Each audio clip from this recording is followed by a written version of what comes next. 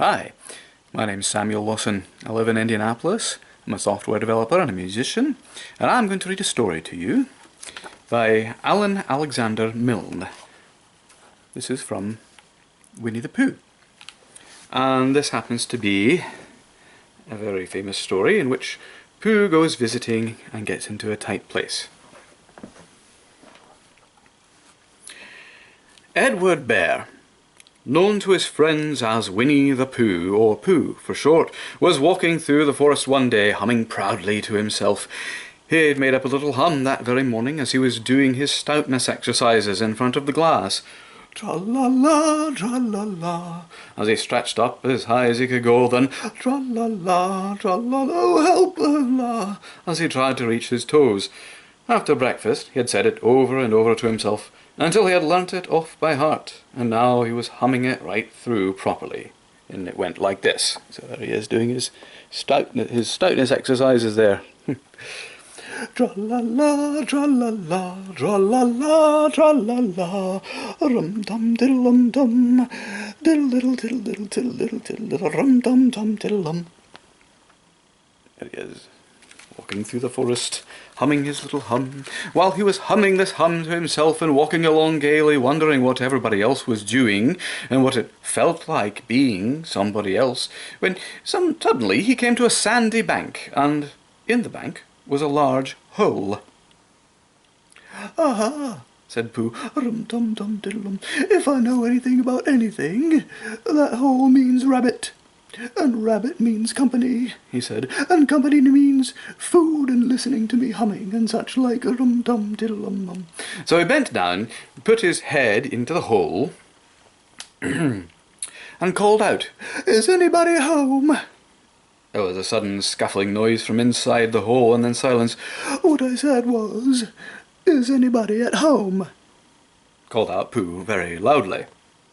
"No," said a voice. Then added, "You needn't shout so loud. I heard you quite well the first time." "Bother," said Pooh. "Isn't there anybody here at all?" "Nobody."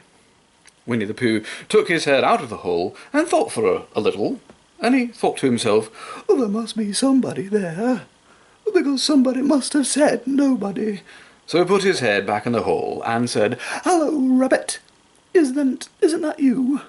"No," said Rabbit, in a different sort of voice this time. "But isn't that Rabbit's voice?" "I don't think so," said Rabbit. "It isn't meant to be." "Oh," said Pooh. He took his head out of the hole and had another think. Then he put it back and said, "Well, could you very kindly tell me where Rabbit is?" "He has gone to see his friend Pooh Bear, who is a great friend of his."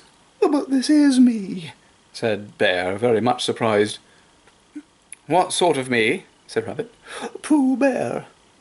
"Are you sure?" said Rabbit, still more surprised. Quite sure," said Pooh.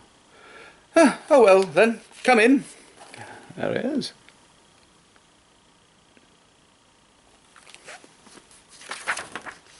So Pooh pushed and pushed and pushed his way through the hole, and at last he got in. "You were quite right," said Rabbit, looking at him all over. "It is you. Glad to see you." "Who did you think it was?" "Well, I wasn't sure. You know how it is in the forest. One can't have anybody coming into one's house. One has to be careful. What about a mouthful of something?" Pooh always liked a little something at 11 o'clock in the morning, and he was very glad to see Rabbit getting out the plates and mugs, and when Rabbit said, "Honey or condensed milk with your bread?" he was so excited that he said, "Both."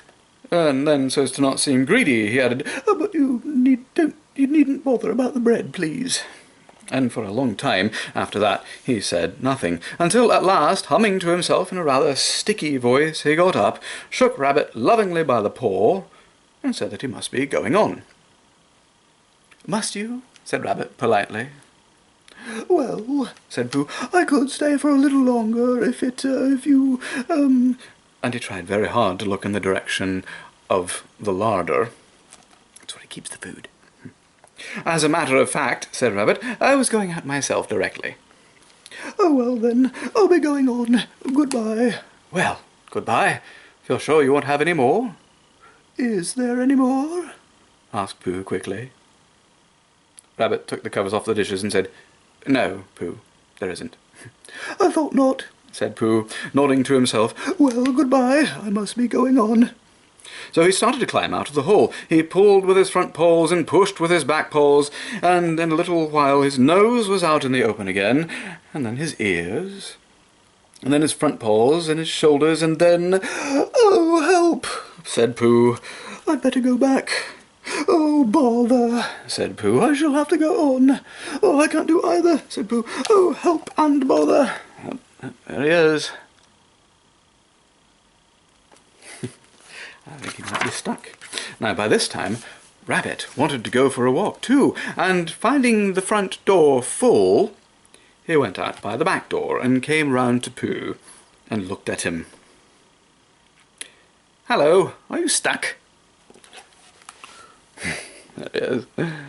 No, said Pooh carelessly. Just resting and thinking and humming to myself. Here, give us a paw. Pooh Bear stretched out a paw, and Rabbit pulled and pulled. Ow! Cried Pooh. You're hurting. The fact is, said Rabbit, you're stuck. It all comes, said Pooh crossly, of not having front doors big enough. It all comes, said Rabbit sternly, of eating too much. I thought so at the time, said Rabbit. Oh, I didn't like to say anything. That one of us was eating too much, said Rabbit. And I knew it wasn't me, he said. Well, well, I shall go and fetch Christopher Robin. Christopher Robin lived at the other end of the forest, and when he came back with Rabbit and saw the front half of Pooh, he said, Silly old bear, in such a loving voice that everybody felt quite hopeful again. I was just beginning to think, said Bear, sniffing slightly, that Rabbit might never be able to use his front door again, and I should hate that, he said. So should I, said Rabbit. Use his front door again, said Christopher Robin. Of course he'll use his front door again. Good, said Rabbit. If we can't pull you out, Pooh, we might push you back. Rabbit scratched his whiskers thoughtfully and pointed out that when once Pooh was pushed back, he was back, and of course nobody was more glad to see Pooh than he was. Still, there it was. Some lived in trees, and some lived underground, and, You mean I'd never get out? Said Pooh. I mean, said Rabbit, that having got so far, it seems a pity to waste it. Christopher Robin nodded. Then there's only one thing to be done, he said. We shall have to wait for you to get thin again. How long does getting thin take? Asked Pooh anxiously. About a week, I should think. But I can't stay here for a week. Well, you can stay here, all right, silly old bear. It's getting you out which is so difficult. We'll read to you, said Rabbit cheerfully, and I hope it won't snow, he added. And I say, old fellow, you're taking up a good deal of room in my house. Do you mind if I use your back legs as a towel horse? Because, I mean, there they are, just doing nothing, and it would be very convenient just to hang towels on them. A week, said Pooh gloomily. What about meals? I'm afraid no meals, said Christopher Robin, because of getting thin quicker. But we will read to you. Bear began to sigh, and then found he couldn't because he was so tightly stuck, and a tear rolled down his eye, and he said, Then would you read a sustaining book such as would help and comfort a wedged bear in great tightness? So, for a week, Christopher Robin read that sort of book at the north end of Pooh, and Rabbit hung his washing on the south end, and in between Bear felt himself getting slenderer and slenderer, and at the end of the week... Well, before we get to the end of the week, I think you should see this. So there we have Christopher Robin reading to Pooh. Oh, it's a very, very nice thing to do. I like reading to people. And then here we have Rabbit hanging his washing on Pooh's legs. At the end of the week, Christopher Robin said, Now! So, here we are. We've got to see this whole thing here. Here we are. We've got Christopher Robin there, Rabbit. Rabbit's friends and relations, all the way down to Small. He took hold of Pooh's front paws, and Rabbit took hold of Christopher Robin, And all Rabbit's friends and relations took hold of Rabbit, and they all pulled together, and for a long time Pooh only said, "Oh!" and "Oh!" and then all of a sudden he said, "Pop!" Well, actually, more like he made a sound, pop, just as if a cork were coming out of a bottle. And Christopher Robin and Rabbit and all Rabbit's friends and relations went head over heels backwards, and on top of them came Winnie the Pooh, free.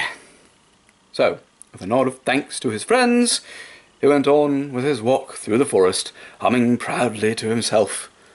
But Christopher Robin looked after him lovingly and said to himself, "Silly old bear."